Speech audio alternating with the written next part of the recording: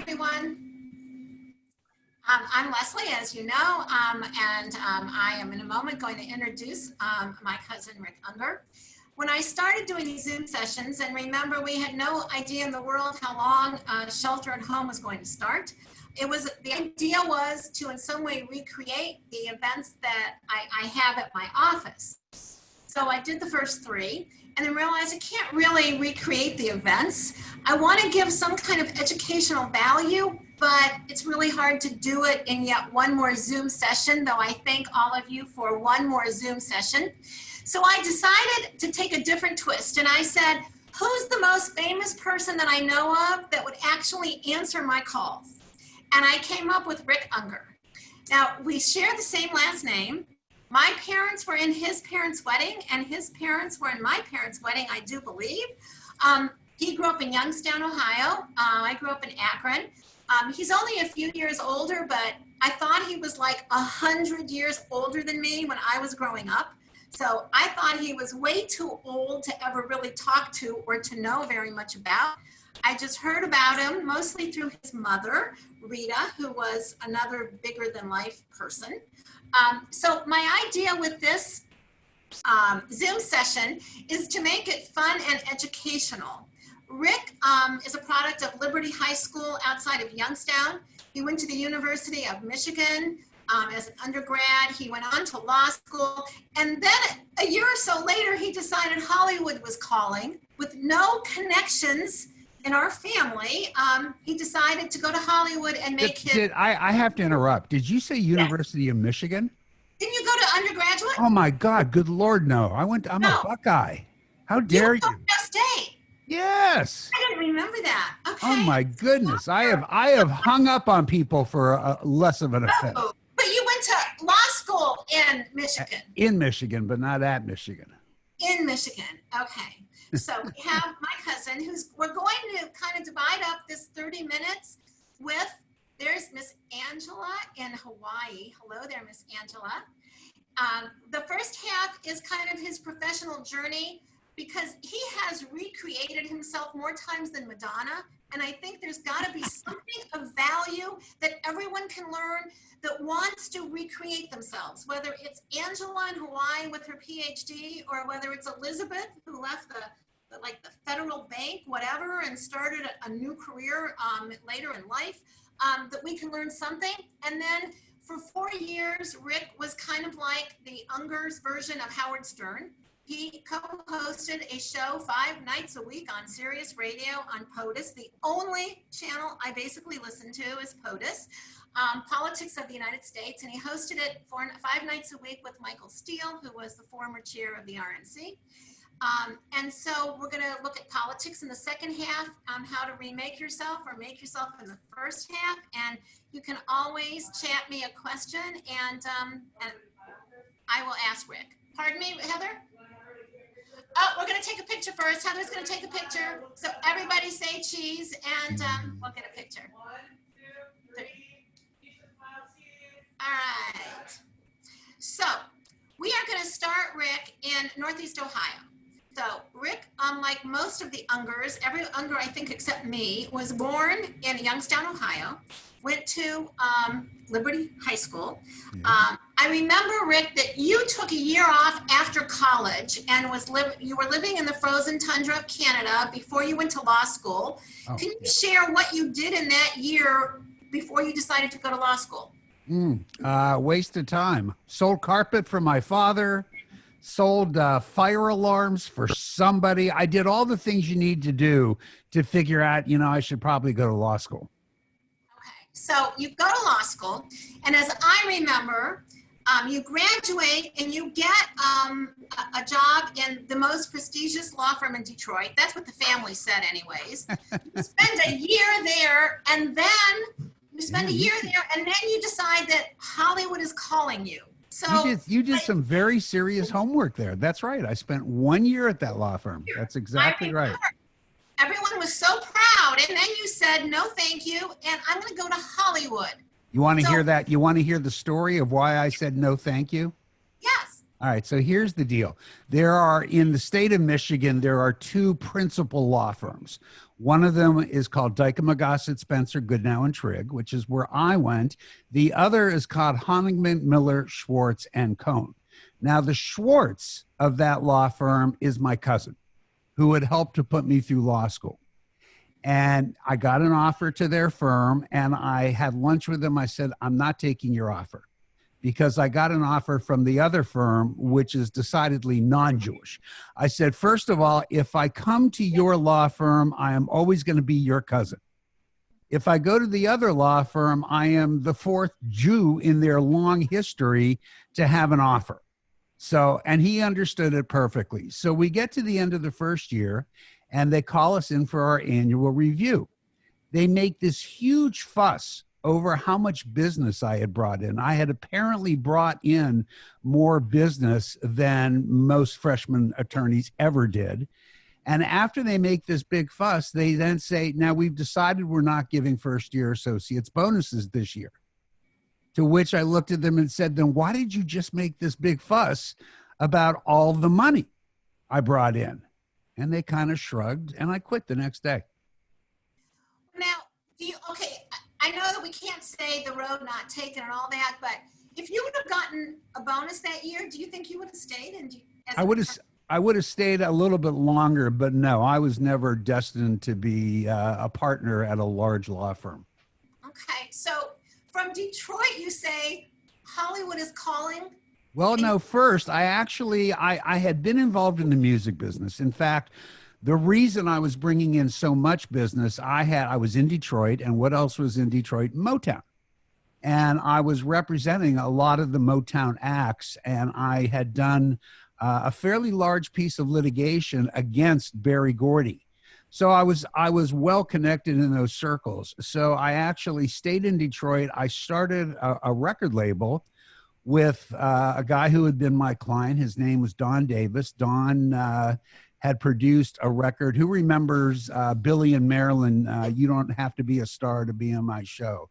He had done that record, and he had done Johnny Taylor, a record called Disco Lady, which was obscene as hell. But it was also the top-selling single for Columbia Records up until that time. So Don was really rocking as a producer. So we partnered up, and we started a label that we took to RCA. We were distributed by RCA. And I did that for a couple of years. And then my old friend from college, who was a local promotion man with Electra Asylum Records in LA, he got them to hire me, and I went out there to do A&R, which is signing up the acts and picking the records and stuff. So I would think that most people think that the music industry seems very glamorous, and you're in LA working in the music industry. Kind of is. Is it? Yeah. So tell us, is it glamorous? Yeah, I mean, it's great if you're young. I actually quit that job on my 30th birthday. I did not want to try and grow old gracefully in the music business, because there's just no way. There was a guy who I had worked with I was going on 30, he was 45, and the man's life was dedicated to behaving like he was 25. And I just thought, I don't want to be that. When I'm 40, I just want to be 40. I don't want to have to be working on trying to stay young for this business. The other thing that got me out of it was, do you remember the band X? The lead singer was Exene. It was a big punk band at the time. Members? Well, I went to see them. I was doing the A&R man thing, and I watched their show, and I go backstage after, and I hold my hand out to shake hands with Exene, and she picks up her foot and puts it in my hand. And I thought, you know what? I don't think I want to do this too much longer. Now she's a sweet old lady. So then, Yes. I don't want to do this too much longer. You've had some financial success. No, I really haven't at that point. Not at all.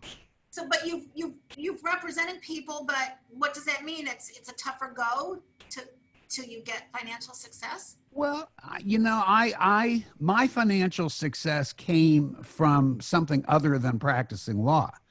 As I moved along and got involved in different things. I'll tell you what, the moral to that whole story about financial success is that you remember that an entrepreneur is nothing but a flake who makes some money. It's really true. Most of all of my younger years, people thought I was a flake because I was always trying this or trying that. I wasn't afraid to do anything if I was interested in doing it, but I was a flake because of that until I made money. Then all of a sudden I was an entrepreneur, but I was the same flake that I had been a year before, you know? So tell me, because I believe that if I was king of the world, and I would be king, not queen, because kings always had more power. If I was king of the world, I would make every 18 to 28-year-old go to law school, because I think it prepares you and teaches you how to think, even if you Absolutely never agree. law. Now, when did you? So you were like this weekend judge. So when did you start becoming a weekend judge? So that was back. Gosh, it was after the music business. I was practicing law at that time. And what had happened was I was also producing a comedy album. Now, when you produce records, you tend to do it at night, right? I lived in a small apartment in Beverly Hills, and you're not allowed to park on the street at night, or you weren't allowed to then in Beverly Hills. So I used to be at the studio till, 2 or 3 o'clock in the morning. I would come home. My parking garage was on this alley behind the apartments, and bad things used to happen in that alley. So I didn't want to go back there at 2 or 3 in the morning. So I would just park my car on the street, and I'd get a ticket every single night. So now it comes time that I have to register my car again. I got to go to court. So I go to court, and I go before the judge, who would ultimately be the judge who married me, my friend. And I said, look, if you need my couple of $1,000s, which I didn't have in those days, if that's what you need in order for me to be safe, then I guess I'll have to figure it out. He says, Mr. Ungar, a lot of women come in here and they do say something about having to go back on that alley at night, but, not a guy. I said, Your Honor, I can get my brains blown out back there as easily as a girl can. I said, I got an idea. Why don't you sentence me to community service and I will go get this law changed? And he says, well, a lot of people have tried. I said, what do you got to lose? So I actually did. I got the law changed in the city council in Beverly Hills to where today you can go park overnight there. I don't know how we got off on that story. But that's how I became a judge. Because of that, this judge, who was actually the chief judge in Beverly Hills, he appointed me to be a traffic court judge 1 day a week. As your community service? No, I fulfilled that by getting the law changed. He says, you want to do it? I said, yeah, it sounds like a nice place to meet girls. And let's tell them, and that is how I met my wife. And that is how you met your wife. Right. So now I want to speed up because, anyone that knows me knows I'm dying to talk about politics, but let's get... Sorry, Leslie, his wife was appearing before him yes. as a person charged with a... She was. She had a parking ticket that had gone from $20 to $70 because she hadn't paid it. So I found her guilty, right? And I charged her the $20. And boy, that's the best investment she ever made, let me tell you. And was she really guilty, or did you just find her guilty so you could... Oh, no, she was. She was a parking ticket and she hadn't paid it. Okay. So you have to pay the parking ticket, but I did reduce it back to the original sum of money. I needed her to write a check so I could get the phone number off the check. And that's what I did. And you've been married how many years? 33. Okay. You were, I don't know, Marvel Studios, do they have more than one studio? They must have 100? Well, no, they don't have 100. And at the time, now this is after, while I had been, just to make this story connect, well after the music business, I had gotten involved in television as a producer. Television was where I was always headed. I mean, if you asked me when I was 6 years old what I wanted to be when I grew up, I would tell you I wanted to be a television producer. I'm not sure I even knew what it meant, but that's where I was headed. So a lot of my clients as a lawyer were people in entertainment. And basically, I started to realize that my ideas were as good as their ideas. I was always going and pitching their ideas to buyers. And I knew everybody because I've been representing them. And I I literally came home one day. You know, you talk about the importance of having a spouse who was supportive. I came home one day but this time I was making, you know, an acceptable living as a lawyer. And I said, I'm not a lawyer anymore. I'm a writer now. And my wife went, okay. And that set me off on that direction. I ended up producing a number of the TV shows in the earliest days of Fox TV network, right? Shows like Totally Hidden Video, really quality stuff. But at the same time, I had a background in the licensing business. Who's from Hawaii? Somebody was from Hawaii. Is Crazy Shirt still there? Can she hear me? I don't think so. Well, what's she doing if she can't hear me? Angela, can you hear? He asked if Crazy Shirt is still in Hawaii.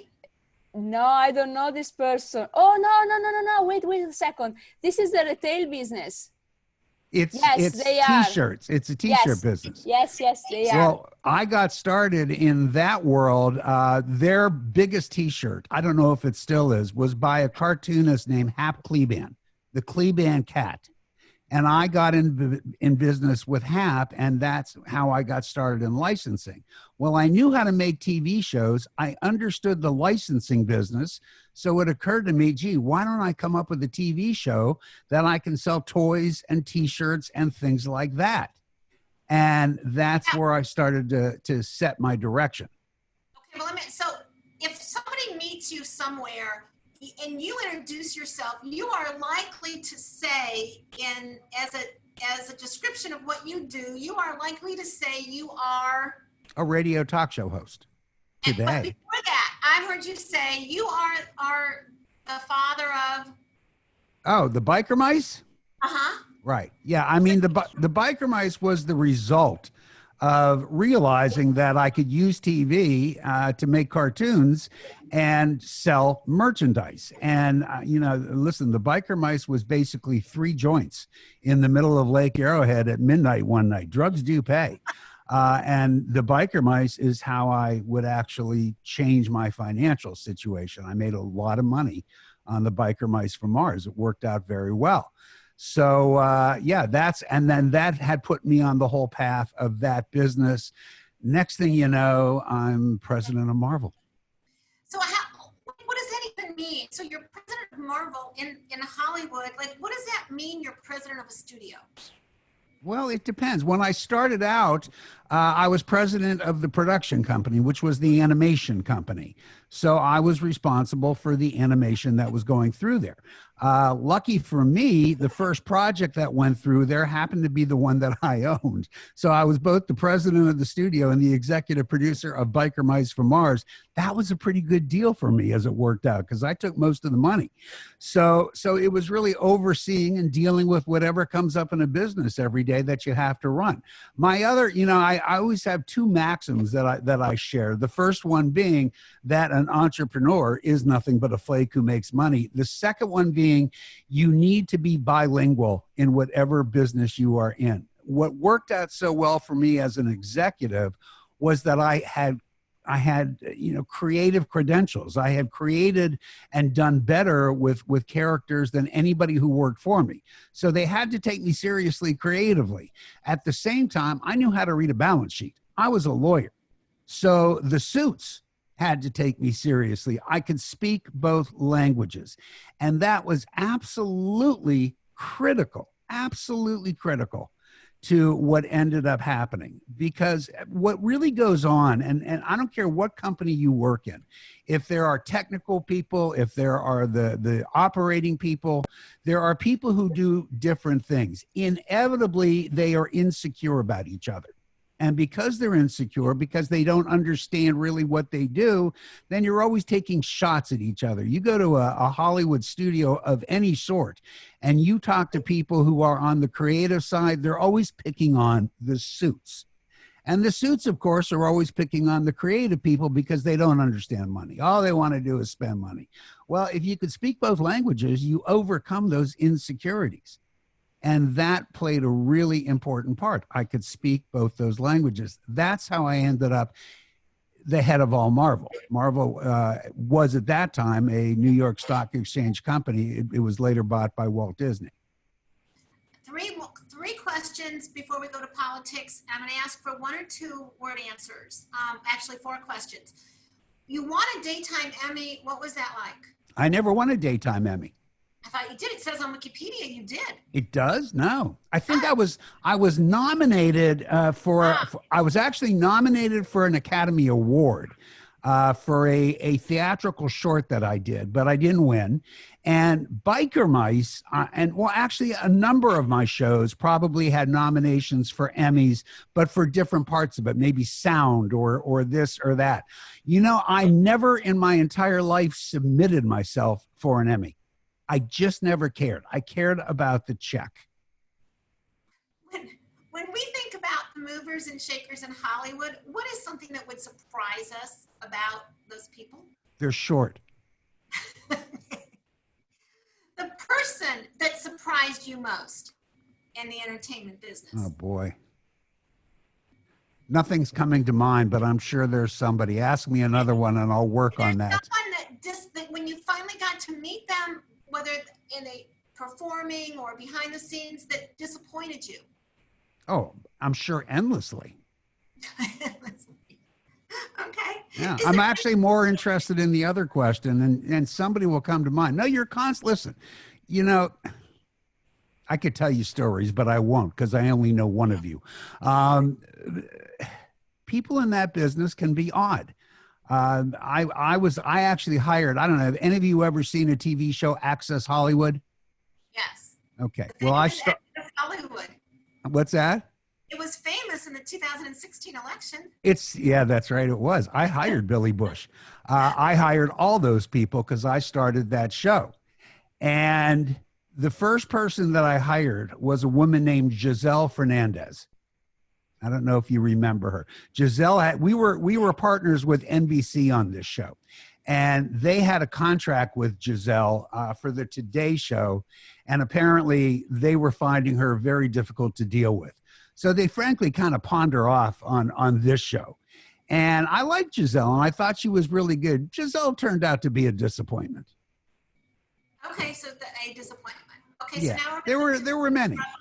Giselle. Okay.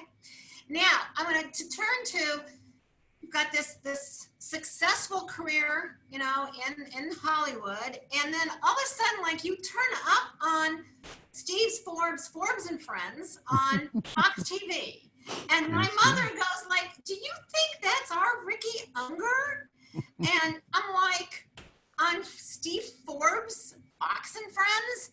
And so like every Saturday, there you were. There were like 6 or so talking heads. And there you were, like, what, the only Democrat at Fox, on Fox and Friends. And then you kind of morph into Steele and Ungar and a bunch of other things. But before I ask you specifics in politics today, any comments overall about your political career? Because this is now like your 6th career, okay? No, there will be no... Selling carpet to law school, to being an attorney, to being a record producer, to being the father of Biker Mice. Have you guys figured out the whole flake thing? I am a flake. There's no question about it. Look, I mean, what happened with that is I was getting tired of being in the animation business. I loved doing it. I really did. It was great. It worked out great. I enjoyed it immensely. But I don't care what you do. If you do it long enough, I mean, I got to the point where if I had to write one more animation script, I was going to put a bullet in my head. I was just bored out of my mind. Well, the other thing, and I was in a little different position then, you know, it's not like when I started out where I had to work if people were going to eat, right? At that point, it was different. And I just started thinking about, well, what do I want to do next? And the two things I was always interested in, right back from the start, was politics and the entertainment business, which are, by the way, and I don't say this facetiously, they are the identical business. They truly are. It's just that politics has uglier people. It is the same exact business. Physically uglier? Yeah. Come on. Look at movie stars and then look at politicians, right? You meant in their soul or in their looks? Well, definitely in their soul, but often in their looks. So what had happened was I had gotten very interested in American healthcare policy. And that actually happened. I had heart surgery when I was 49. And when I was there, they do amazingly terrible things to you, right? I mean, they get you back up from, anybody here ever deal with that? Raise your hand if you've had to. No, nobody has. Lucky There's you. someone in your family. Yeah, exactly. They bring you back upstairs. You've just been sliced open. You are not exactly ready to get out of bed, but they make you get out of bed. So they came to get me, and I'm like, no, you must have the wrong person. Tomorrow, maybe, right? They go, no, you're the right person, and you're going. So they send two big guys in to get me out of bed. And they take me down. I'm hooked up to all this stuff. They take me down to the end of the hall. Now, remember, I'm 49. And there are all these guys there that are 107 years old, right? So they pair you up. They pair me up with this guy who is walking with a cane. And as we're walking down the hall, he's getting out ahead of me. And I looked at him, I said, if you don't slow the F down, I am going to kick that cane out from under you. He started laughing, and he and I would become friends. He was the reason that I got so involved with healthcare. This was a guy who had done everything right. He was 75 years old then. He had started having heart trouble in his 50s. This guy went to work every day. This guy, this was not a bum, is the point. And yet he had been underinsured, and it had devastated him financially. And I thought, man, that's not supposed to happen here. If you don't buy health insurance, if you're a screw off, whatever, okay, that wasn't this man. And that's what set me on the course. Well, my timing was good. I actually moved to Mexico for a period of time. You may remember that.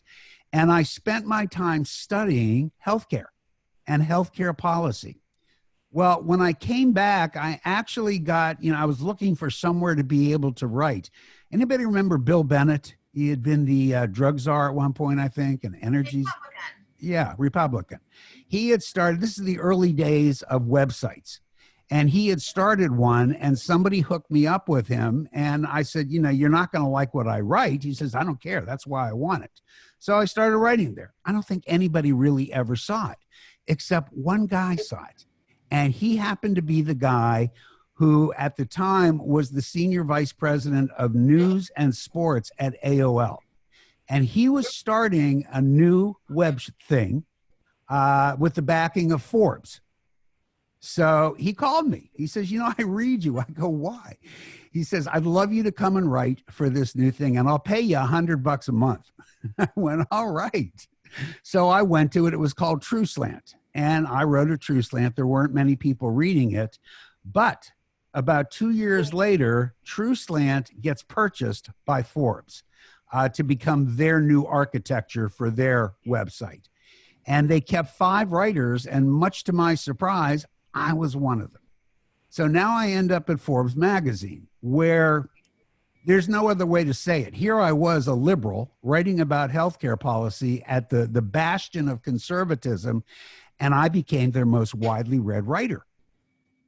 To the point where to this day, I am still the only liberal in the history of Forbes who was on the op-ed page, right? So I did that for a long time. And then I started to, I wanted to write about other things because I figured, my timing had been great. Obamacare had just become a thing. And I really became one of the most widely read writers in America on the subject of Obamacare. But I wanted to expand into other politics, and they didn't want me to do that. So I left. I went to the polar opposite, a magazine called Mother Jones, if any of you know that. So I was at Mother Jones. As I said, they made all these promises to me, and they didn't keep any of them. And I just got annoyed. So I called up Forbes. Oh, and right before I had left Forbes, I had already quit. I get a call from the TV show. Hey, the liberal that we've had for years just left to go to the New York Times. Would you like to try out? And I said, gee, I'd love to, except I just quit. So I guess that's probably not going to work. So I call after being unhappy with Mother Jones, I called Forbes back up. I said, hey, can I come back? They went, absolutely. So they take me back and they gave me what they said was a tryout on Forbes on Fox. And I was there every Saturday from that day on for 5 years doing that TV show. Now, I'm going to fast forward. In the remaining minutes, we'll probably go over a few minutes. If anyone, Am I talking too much? No.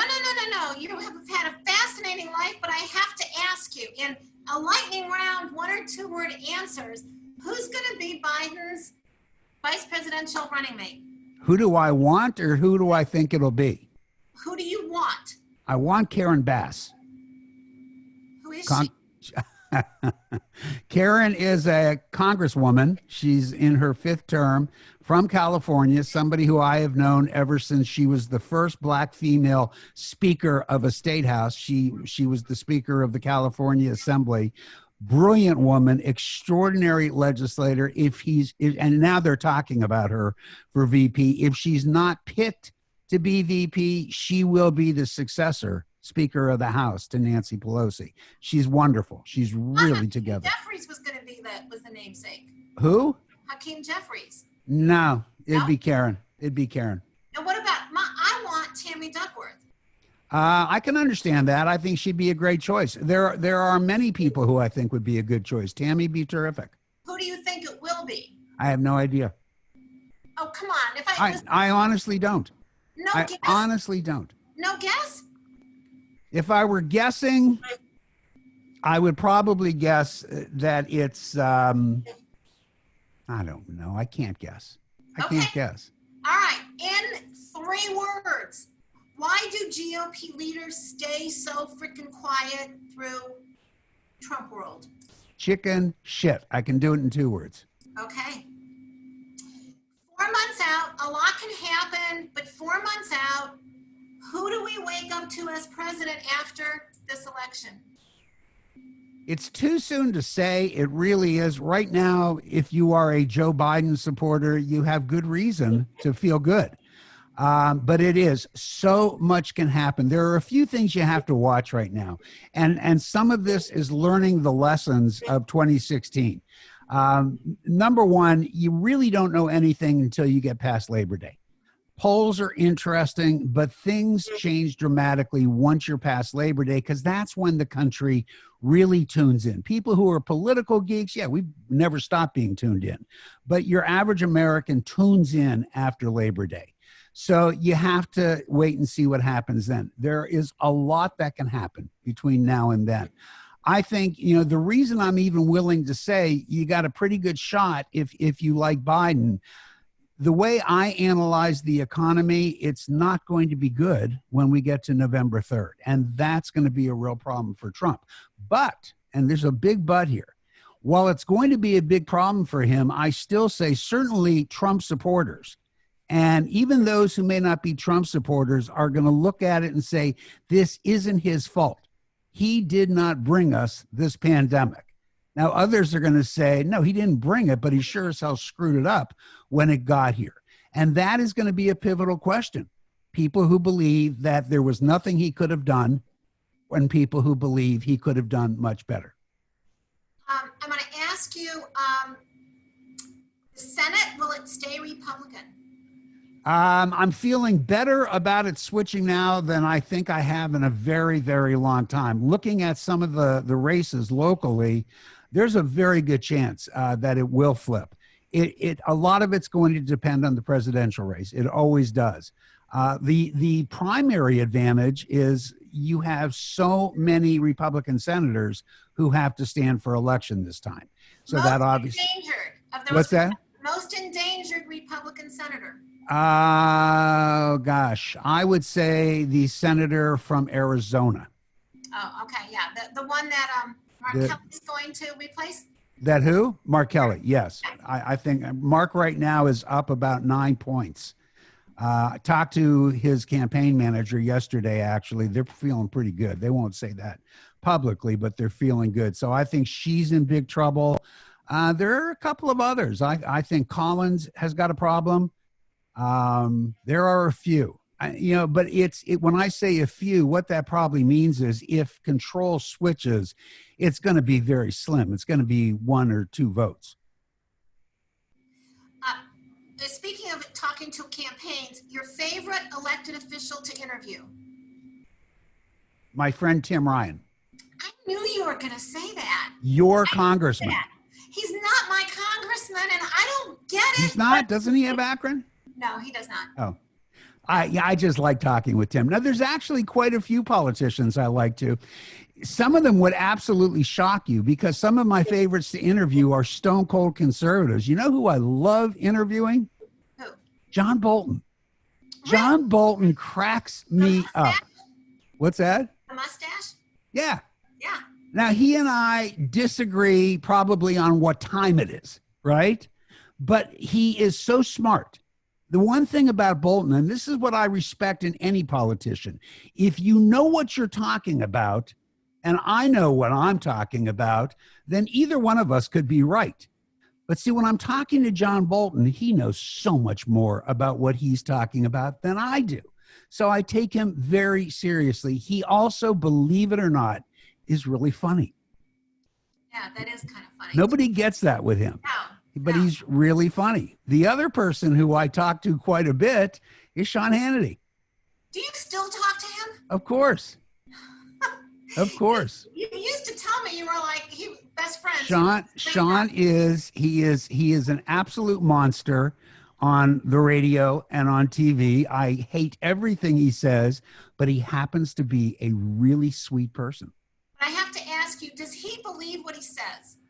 It's a great question. What I tend to say is he does. I mean, Sean's a Boy Scout. That's what he is. I think he amplifies it. How about that?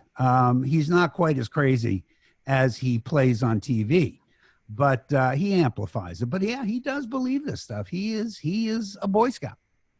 My last question, I'm going to ask you about politics. Your least favorite elected official that you have interviewed? That I've interviewed. There's a few members of Congress who are just, dull. And so, they're just boring. You judge interviews in different ways. One is the answers you get, and the other is the quality of the interview. Was it an interesting conversation? Did people listening learn anything? So there's quite a few. There's nobody popping to my mind as a politician who I absolutely hated interviewing. What usually happens that surprises me so much is I'll interview somebody who I deeply, deeply disagree with, probably think that they're a bad person, and then they'll surprise me. And I'll see something else in that person and go, well, I didn't expect that. Every now and then, by the way, it goes the other way. Somebody who I think a lot of may disappoint me in an interview. I may go, they're not, and you can tell by the way they behave before the interview. Any names you'd care to share? No. Who didn't? I gotta do this for a living, right? I got to meet Michael Steele, and I've heard of him. Who is he? He surprised me. He was a lot of fun to talk to. Michael is my brother from another mother, and I take all the credit for turning him into a liberal. He has become more liberal than you. Yes, he's more liberal than me. He is. When we were still doing the show together, this is what was happening. He started out being all go Trump. And by the time we finished doing that show, I was taking a conservative position more often than he was. Yes, you were. And I have to tell everyone as we close, when at the Republican National Convention in Cleveland, I was in the room with Michael Steele, and Right. I texted you, and you said, go and tell him that you're related to me. So I went to Michael Steele when you were still doing the show, and I said, Ricky said that I should tell you that, we're related. You told me afterwards that he said, when I said I'm related to Rick Ungar, his first thought was, that Rick Ungar, he's got 2 wives in 2 different states.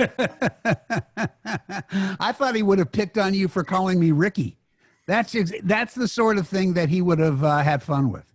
Always been Ricky.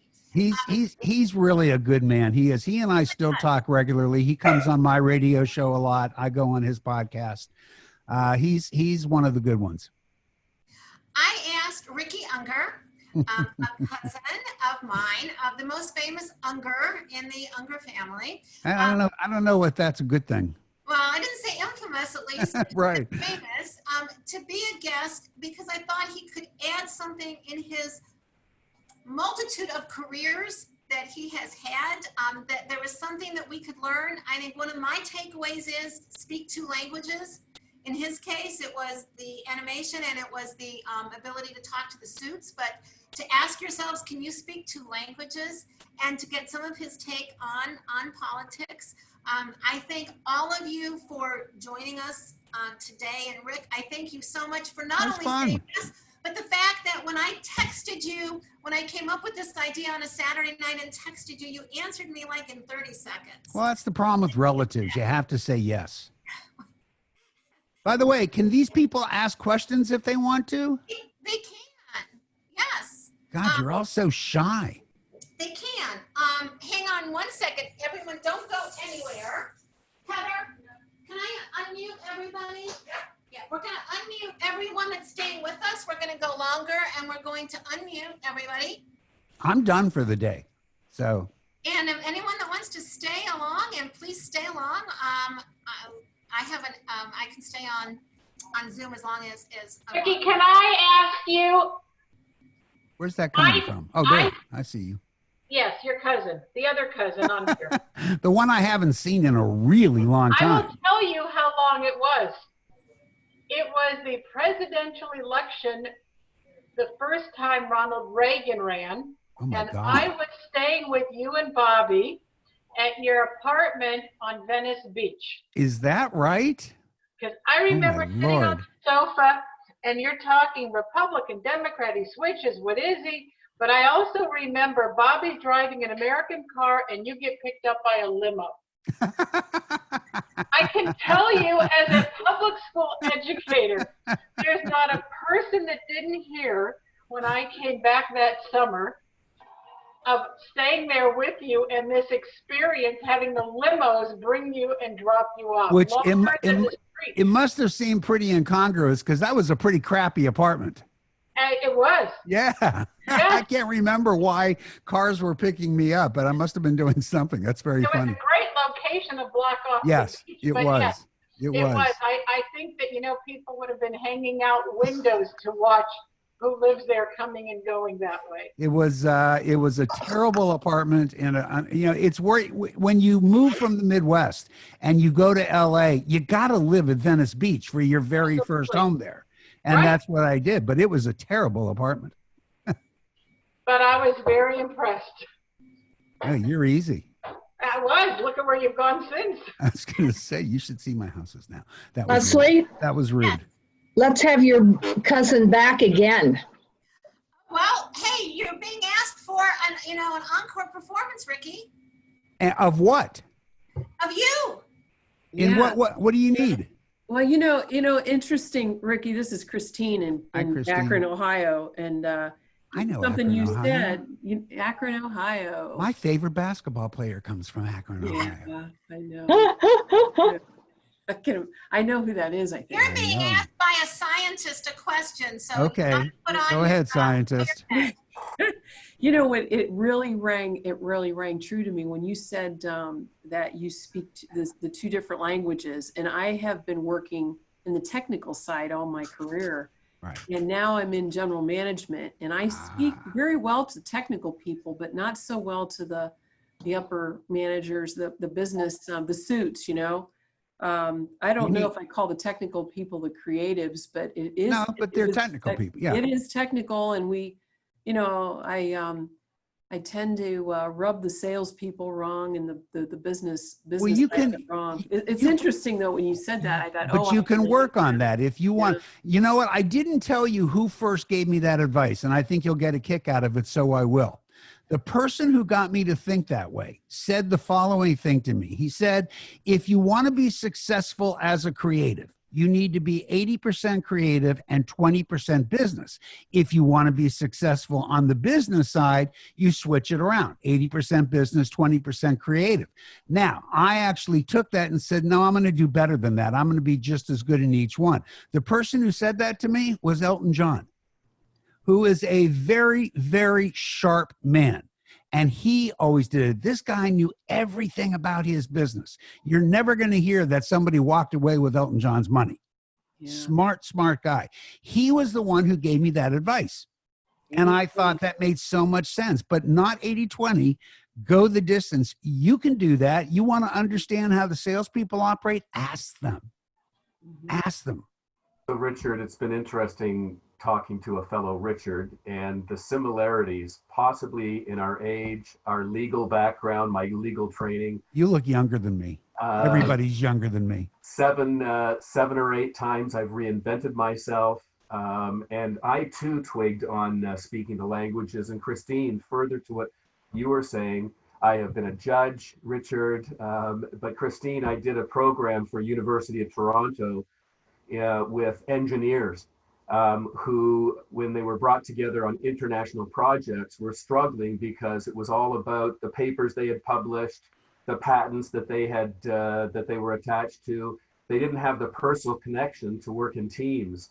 So I had to, like Richard was saying, and what you've twigged to, is I had to teach them how to speak each other's languages from different countries, not literally, but how to work together, on a team. But guys, and Richard, Leslie knows this, I have such a strong foundation. I'm Canadian, talking to you from Toronto, and yet I love you live in Toronto now? I do, yes. Lucky you. What a great city.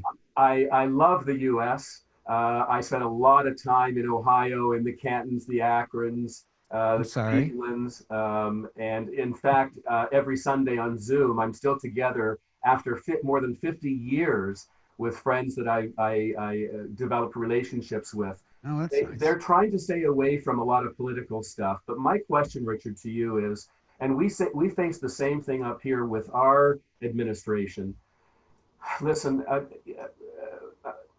when I see, Biden, my question is not only because of his age, what's going on in our major countries, Canada, the US, that we can't produce these 35 or 40 or 45-year-olds that have great acumen, great passion, great energy? Do we have to go to the guys our age, Richard? Well, let's separate those countries. Canada certainly has been able to produce a leader who's very young. Yes, and we're paying for it. I see. Here's the problem that we had here. If you look at the Republican bench, they've got a pretty deep bench, actually, of people in those 40s and 50s. The Democrats don't. The Democrats do not have a deep bench, and it's a problem. How does that happen? It happens when you find Republicans winning the state houses all over the country. And we've been through a period where that has been the case. So we have not had the same number of governors to develop to where they can become viable presidential candidates. And so, yeah, we end up with these old guys. Look, I understand the concerns people have about Joe Biden and his age, and he certainly makes it easy for you to worry about it because he is a gaffe machine, always has been. I got to tell you something. He's fine. He's fine. His wife, forget him. He would still run for president, I suspect, even if he was 3 shades to the wind already. His wife would not have let him. That was the one thing that gave me some confidence. And then I've had, frequent conversations with his staff. Not that they're necessarily going to tell me the truth. I'm on the radio, but I think he's fine. You're right, though. We should have younger people that are ready to do that. And you saw some of them in the debates, but did you see anybody in the debates, who you were ready to make president, even if you're a Democrat? The reason that I think we should have you back again, is that I'm in the education business, Richard. And are you a teacher? No, I'm an assistant superintendent. Oh, you are? Oh, boy, I wouldn't want your job right now for all the money in the world. Well, generally, I tell people I design and sell lingerie because it's a far better and happier sounding profession. Are you in I don't tell that just to everybody, but we all are Leslie's friends, so I feel relatively safe. Are you in the Akron School District? No, I'm in 6 suburban school districts. I see. Okay. Cuyahoga Falls, Hudson, Kent, Stowe, Talmadge, and Woodridge, and Kent. I have to tell you, I've been talking to a lot of superintendents on the radio the past few days. So go ahead. Go ahead. Well, what fascinates me about your conversation is your capacity to be such a risk taker. and to be perseverant about being a risk taker, along with how you were able to combine your gifts and fascinations of your creative side and your, in some ways, opposite side of being a lawyer, being like an accountant type person, et cetera. And not everybody is so able to marry those skills and talents. I get that, but you know what I will say to you? I think that people are way more capable of doing things that it doesn't occur to them that they can do, and they hold themselves back. Yeah. You know, I don't think it calls for admiration to be a risk taker. I didn't have a lot of choice, you know? I didn't have a lot to lose But you until I did got it. to the point where I did. That's the key. You just You did got to it. do it. And Yeah. if you make the rule that when you go to work, it's got to be not going to work, that it's something that's Yeah. really fun, it works. I Yeah. swear the money follows. Yeah. But people never believe that for some reason. See, Richard, I thought what you were going to say was that you never really viewed it as a risk. You said something also where we are very aligned. I came home after having established my practice and told my wife, I think I'm leaving the practice Ah. and I'm going to start up a popcorn company. And she said, okay. And I See, started up a that's company that grew to be 100 stores. very good. Very So, good. You know, so And Mary Jane, how important was that? Okay. yeah, she just Everything. she had so much confidence in me that inflamed my own confidence. Yeah, exactly. It's everything. Yeah. It is absolutely everything. You know, my wife and I have been married a long time. I'm not planning any divorces, but I'll tell you what, if it ever happens, she earned her half of the money. You know?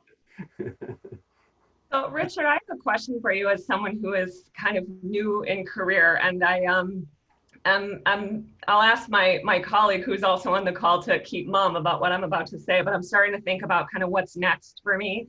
And I've talked to Leslie about this before, but I live in fear of kind of pigeonholing myself into like a safe career path, kind of the obvious career path.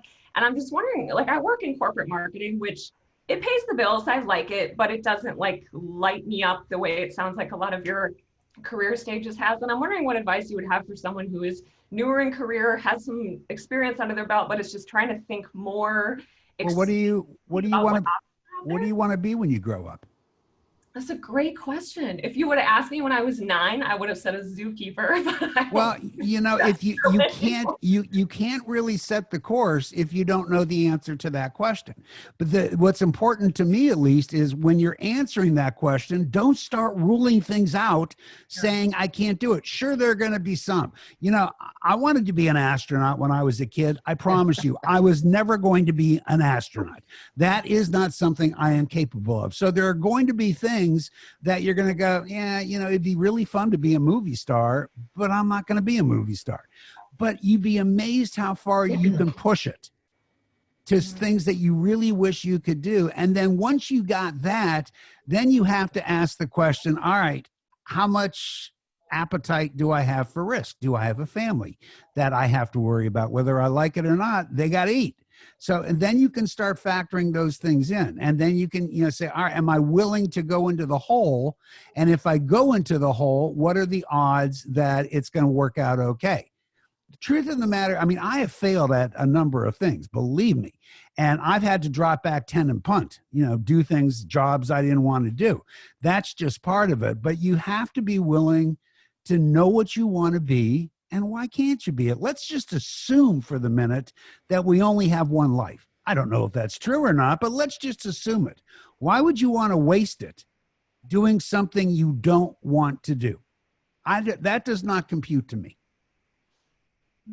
I just don't get that. I understand that people have to do things sometimes that they don't want to do and that they have obligations. Listen, the best education I got in my life, all those steel mills in Youngstown, Ohio, I used to work in them every summer.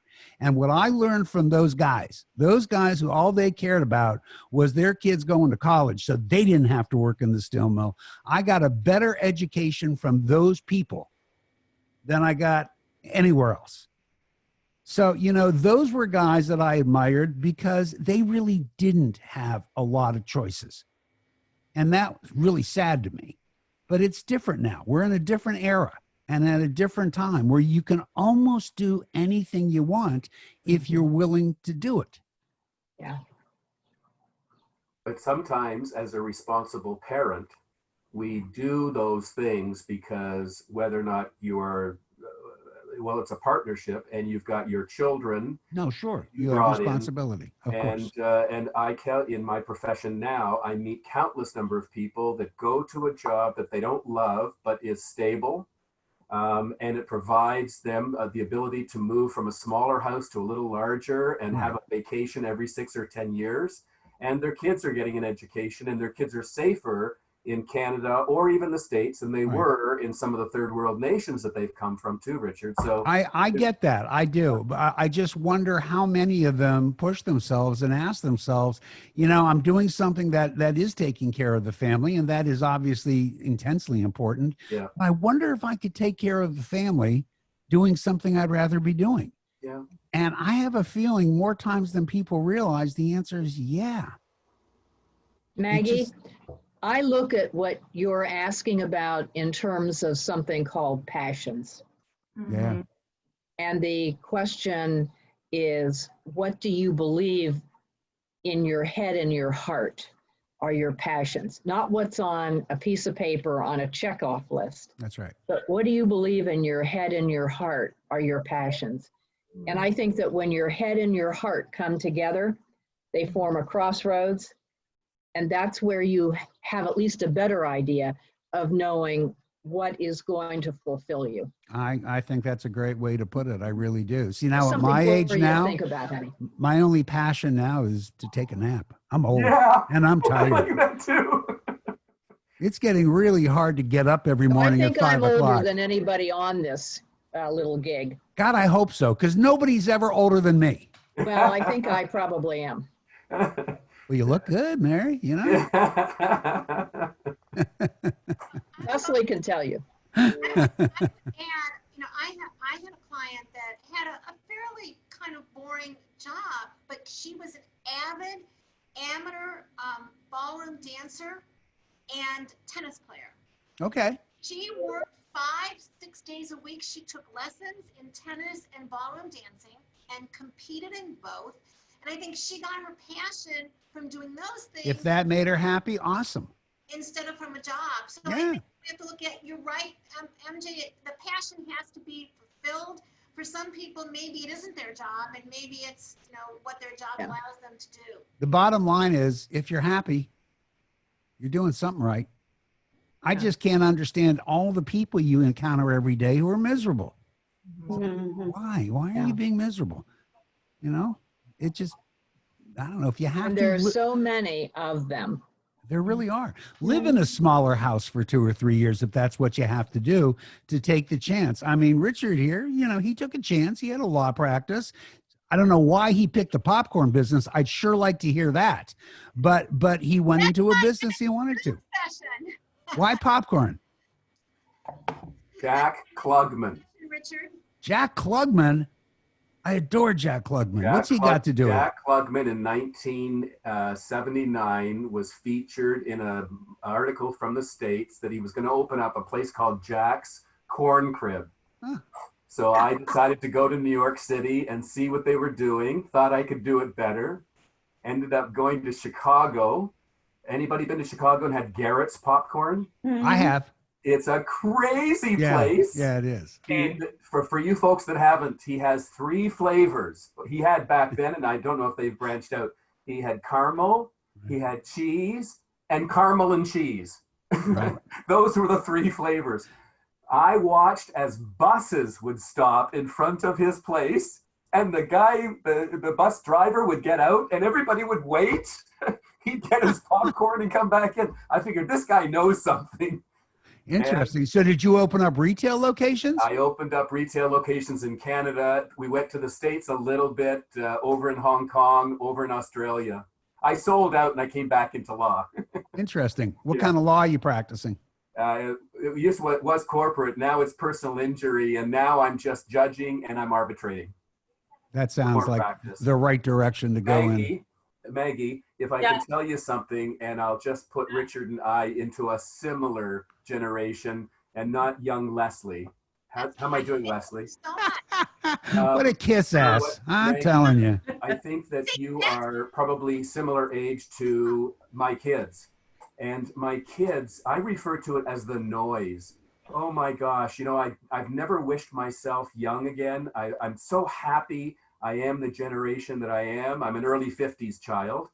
And I think that you have so much because of media, because of pressure, because of administrations. And boy, if you can somehow quiet that noise, sit with yourself, I think you could get places. But there's probably a whole bunch of things that aren't your fault. I don't, but it's just you're dealing with a lot more than Richard and I did 30 years ago. Yeah, that's probably true. Mhm. It's probably I true. graduated smack dab in the middle of the last recession. So Well that- done. It could be worse. You could be graduating smack dab in the middle of this one, Yeah, Yep. which is Yeah. going to Yeah, be that's worse. true. yeah. Yeah. Oh yeah. I Anybody managed to get a else? job in that one. So What kind of marketing are you doing? so I work for a company that does laboratory testing for like rubber products and stuff. So it's a lot of tires. I never thought I would know so much about tires. Being in Akron, I guess it's appropriate. Yeah. When you said laboratory testing, I was going to say, man, you must be really busy now with all the lab testing going on, but you're not doing that. We are. We do. You're have doing tires. Well, the tire stuff is quiet, but a lot of other parts of our business are very, very busy right now. We do some med pharma, so I see. you have a lot of business coming in that way. I guess if you're in Akron, you're going to be involved with tires. Yeah. Oh yeah, it's inevitable. Somehow. It's inevitable. Richard, you were a breath of fresh air. Thank you so much. Oh, it was for my sharing. pleasure. My pleasure. My pleasure. It was Leslie, fun. lovely Thank seeing you, you. Leslie.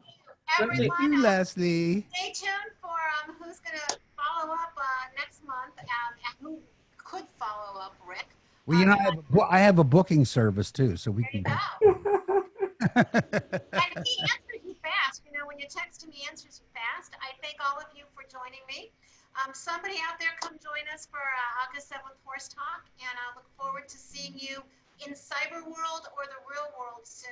Thank you to Thank you, all. Richard. Bye, y'all. Nice meeting you all. Thank you. Take care. Richard. Thank you, Thank you. Leslie. Bye-bye. Thank you.